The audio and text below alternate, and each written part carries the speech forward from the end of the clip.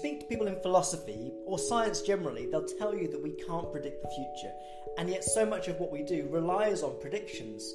Now, one of the biggest questions we face is how far we can predict into the future in any reasonable level of accuracy. So let's take, for example, next week. Can we predict what the COVID cases will be next week? Well, we can forecast it based on some of the data, but there's so much that's still outside of our knowledge base, about our algorithms, about our prediction models, that makes it really hard to foresee. So the question we face as a society is how much we can rely on forecasters, on futurologists, on people that will claim to predict what's coming next in order to then plan for that future.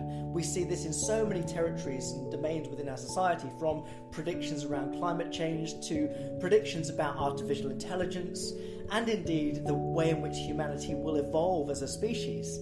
So it's very common amongst my peers to say we can't predict the future. In fact, futurology has a typically bad name within science because, of course, the predictions we make are always subject to a whole range of conditions that are outside not just of our knowledge base, but certainly outside of our control.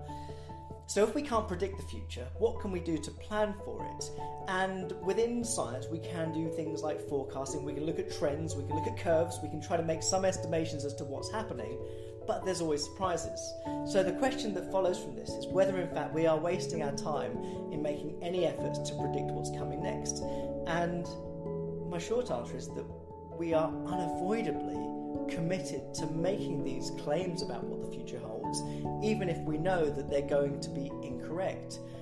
But that doesn't mean that they're a waste of time, because imagining the future, thinking of different scenarios, allows us to think about and reflect upon the value or merit of those kinds of existences. So you take, for example, the rise of artificial intelligence, and imagining a system in which you have medical care, healthcare, delivered principally by artificially intelligent robots.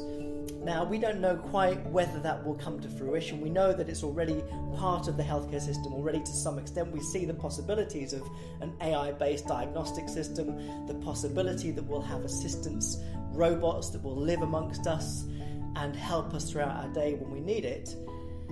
And we can think about how comfortable we are with that.